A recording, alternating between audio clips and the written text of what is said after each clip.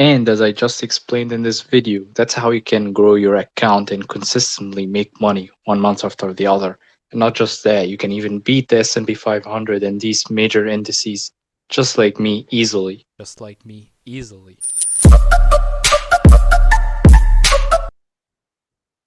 Hello everyone. So today I'm going to talk about how the stock market works, how it moves up or moves down, what what determines that or what are the factors generally. So here I have an example that I'm going to use, which is Dell, and I believe everyone knows what Dell is and what they do. And anyway, I'm just gonna use this stock as an example. So let's talk about what leads to the price going up or down and what happens. So here you can see that Dell now is trading at $83.63. Or I mean $87.63. You can see some information about the stock here, the volume, the average volume, the float, the shares outstanding, and the shares outstanding are the total amount of or the total number of shares that the company has available. But not all of these shares are available for the public to trade. Like some of them are just held by the employees, I believe, or the CEOs. Like they have certain restrictions or law or like certain restrictions on these shares, some of these shares. So what's left is the float, which is available, the number of shares that are available for the public to trade. And this is the float or the number of shares that are just available for the public to trade actually plays a role in how high the price can go or how low it can go. Like you've seen stocks that go up like 100, 500% in one day, or go down like 50% or like 30, 40% in one day, and that's pretty much because of the float, because of the number of shares available to be traded. And to give you an idea about that, what I mean by that is that let's think of the float or the shares as like PlayStation. So let's say like PlayStation 5. So each share will represent a one device of PlayStation 5. And the reason why I'm talking about PlayStation 5 or using it as an example, because it's pretty much what happened to it, will probably make you understand how the stock market works. So PlayStation 5 was offered at a certain price, and then when it was released, like everyone almost bought it, and some people bought a lot of PlayStation 5 and their intentions were to sell it later because they thought that the price is going to go up for the PlayStation 5 when it becomes unavailable. And that's what really happened. All the PlayStation 5s were out of the market really quickly. And there was a high demand. Like a lot of people wanted to buy PlayStation 5, but it was not available. And some other people bought a lot of PlayStation 5 devices. And so now, like, there is a lot of people that want to buy PlayStation 5 and it's not available. So the other people that had a lot of PlayStation 5 devices were selling these PlayStation 5 devices that they have or equipment for a higher price because they know that PlayStation 5 is not available in the market. So that's pretty much what happens, and you can think about the float as this. So when there is a low, when there are not a lot of shares available for the public to trade, then the price goes up high if there are good news about the stock and everyone wants to buy, and the people that hold shares are not willing to sell because there are good news about the stock and they know that the price is going to go high, we're going to go up. And that's pretty much what happens when there are not a lot of shares available to be traded, then the price can go up high really quickly because it's like you can we can still use that PlayStation 5 as an example, but let's say like instead of the company may like let's say the company probably maybe released a million devices of PlayStation 5, but let's say if the company just released like 10 devices of PlayStation 5, just 10 is available in the market. And obviously a lot of people wants it. So what happens is that there is a high demand and the supply is very low. So what will end up happening eventually is that the price will go up significantly high. Like if there are just 10 units of PlayStation 5, like you probably can see that the price of PlayStation 5 may reach $10,000 maybe, or $50,000 for just one device, because there is a lot of demand and the supply is very low. And that's pretty much what can make the price go up high very quickly in a very short period of time. If the market has does not have a lot of shares available to be traded, like mainly it's the float, because these are the shares that are available for the public, like me and you. So if there is not a lot of shares available for the public, then the price can go up really high in a very short period of time. Maybe let me give you an example. That's SPI Energy. It's a penny stock, but you can see here on September 23rd, the price went from $1 all the way to $46. That's the percentage is like what? It went up like 4,000% in one day. That's 40 times its price, or 46 times, because it went to almost from 1 to 46. That's like 46 times the price. And that's because of what? Because of the float. The float was low, 14 million shares. That's a low float. Of course, it's million, and you may think, "Oh my God, it's a million. That's a huge number." But in the stock market, if the float is below, like, I would say 50 million, it's normally, I would consider it as a low float stock. And so that's kind of a low float stock because it has just 14 million available, versus Apple or Dell. They may have, like, you've seen, Dell has like 256,000 or 256 million shares available, and the price also plays a factor. So like it's not just the float, honestly. So if the float here is 14 million and the price is like $100, then maybe this movement would not have been like that high. So because it's also, it goes down to money as well. So like if the float is 14 million and the price is like $1, then that's a 14 million dollars worth of shares available to be traded. And so like it's easier for the people to move this stock when it has low float like that. Let's go back to Dell. So here, let me also go more in depth about the process or what happens. So let's say Dell is now trading at $87. Let's say $87. And then what happens is that good piece of news comes out about Dell, whatever, like they're saying they're gonna make, uh, like an analyst said, they're gonna make the best laptops ever. I don't know, they're gonna be 3D laptops that are very lightweight and very technologically advanced. And this news spreads, and everyone is talking about it. All the news are talking about it. Then the investors will know about these news for sure, because everyone will know about it. So at this point, a lot of people are want to buy this stock, want to buy shares from Dell. And also the people that already have shares in Dell, they already hold shares in Dell. They're thinking, okay, these are good news about the stock, then pretty sure we're sure that the price is going to go up, so we're not going to sell now. That's the majority of sellers are going to think like that. So they're going to be like, no, for the sellers are going to be like, no, we're not selling here. And the buyers want to buy, so they're like, okay, so we're offering $87. That's a buyers, they're offering $87. They're offering to buy each share for $87 from the sellers, and the sellers are like, no, no, we're not interested. That's very low. So the buyers are like, yeah, but we want to buy it. So okay, let's offer $90.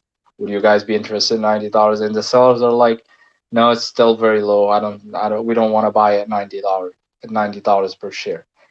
And when I say the sellers and the buyers, I'm talking about the majority of people, the high percentage of the people, because of course there will be some people, some sellers that will be like, okay, we want to sell now because we want cash now, or maybe they don't know about the news, or maybe they want to sell their shares at Dell and buy shares at Amazon because they think Amazon is going to go higher in the next couple of days, and it's going to be better than Dell. So there are a lot of reasons, but generally, when there is good news about, like, about a stock, then most of the people that have shares in this stock are not going to be willing to sell at a low price. So back to this case. So now the buyers or most of the buyers are offering like $90, and the sellers are like, no, it's still very low. And then the buyers are like, okay, we'll offer $100. And then some of the sellers will be like, okay, $100, that's a high price. I would like to sell at this price. So some sellers will be like, okay, we're gonna sell we're gonna sell our shares at $100, and the transaction happens. The sellers sell their shares at $100.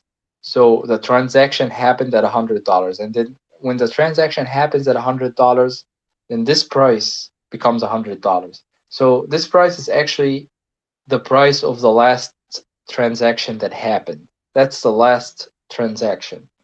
And maybe if we look here, okay, so this is the times and sales.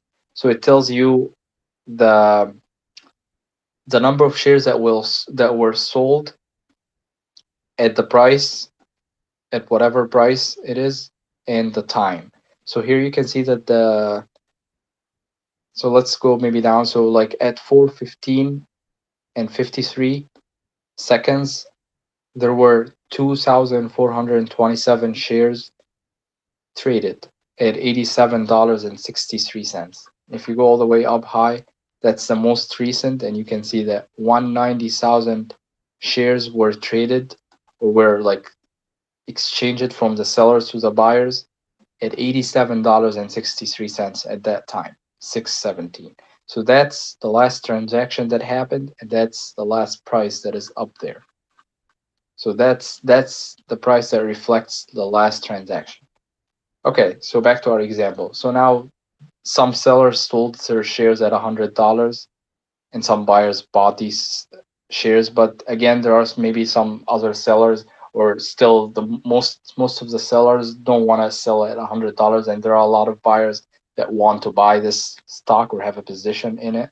So they offer 110, and maybe some more sellers will be like, yeah, that's a good price. We're gonna sell at this price. And again, that transaction happens, and then this 100 will become 110. That's an example of how the price can go up. We can also talk about an example when the price can go down, and that's, let's say, the next day. What happened in that is that the news were like, oh, we're sorry, we made a mistake, that's not actually what Dell meant. Or you know what, let's say that the next day the government sues Dell. They sue Dell for whatever fault or whatever mistake Dell made, for fraud or whatever. And that's obviously bad news. Like Dell is gonna pay fine. So so everyone is now thinking about Dell, and they're like, the sellers want to sell, and the buyers are like, we don't know if you want to buy this stock or not. But some buyers maybe are interested, and they're like, okay, like we want to buy, but at a low price. So anyway, back to the sellers. The sellers are like, we want to sell our shares now because that's bad news, and we don't want to hold this stock. So we want to sell our shares now. So they offer their shares at $87. And then the buyers are like, oh no, we're not gonna buy at $87. That's too high. The company's gonna be fined, and we don't think that it's gonna be worth $87. And the sellers are like, we want to sell, so we'll lower the price. How about $80? And some buyers are like, or the majority of the buyers are like, no, I don't. We don't think that's even a good price for that company. And then the sellers go like, okay, we want to get rid of this stock. We're gonna sell it at 70. And and the buyers are like, 70, okay.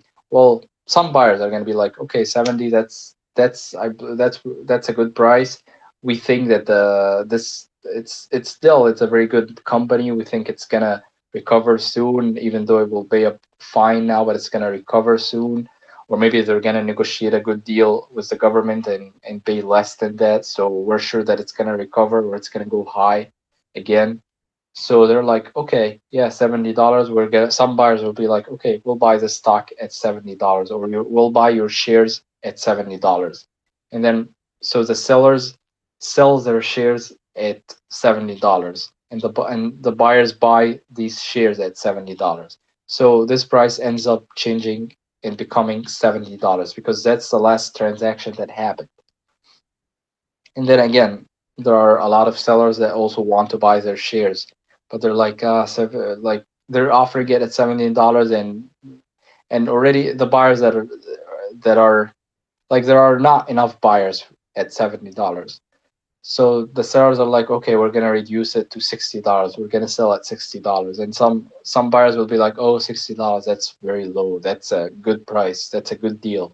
So we're gonna buy it at $70, or I mean $60.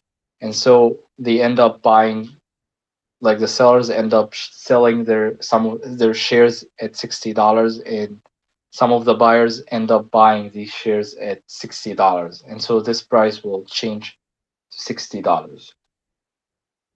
And that's how the stock market works, how the price can go up or can go down. And as I said, the float and the price can play a huge role in how the movement can happen, or I mean how much percentage the stock can move up or down in a short period of time. Meaning that if the shares are like, there are not a lot of shares available to be traded, like the float is low, like as I showed you, SPI, it had like 14 million shares, which is quite a low float stock. So if the shares are not a lot to be, or not a lot, and they're not so much available, then the price can go up or down at a very high percentage in a very short period of time. Like like yeah, for the example of SPI, it went up like 4,000% in 1 day, and that's because it had probably there were some good news about the stock that everyone wanted to buy, but there were not a lot of shares available because the float was already low and everyone was holding. So it became hard for people to buy the stocks, that it really went up high. And that's what happens. And you can think about the shares or the float as I said, as like PlayStation devices or units.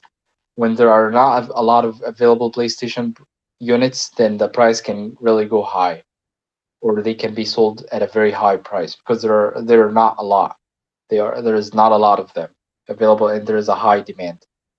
And also the price plays a factor. So like yes, there are 10 units, and maybe like if they're offered at 10,000, a lot of people will buy these 10 units and they will be sold. But if they're sold, or they're offered to be sold at 100,000, then maybe only one unit will be sold. So the price also plays a role in that.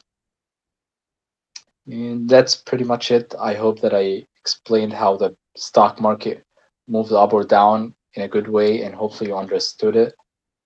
And you guys can subscribe to my channel if you find value. I keep posting videos about the stocks and the terms, and how the stock market works, when to buy, when to not buy. I review apps like Webull, or I mean brokers. So hopefully you find good value in the channel, and if you do, you can subscribe or follow us to be notif- to view our videos as soon as we upload them. You can also check the link in the description. I mean, there is, if you want to sign up to Webull and get free stocks, you can do that using the link in the description. They give like 2 or 4 free stocks, and these stocks can be like Google or Facebook or Amazon. And you know, Amazon is like $2,000 now per share, so it can be a very good deal. So that's it, guys. I wish you best of luck. Bye bye.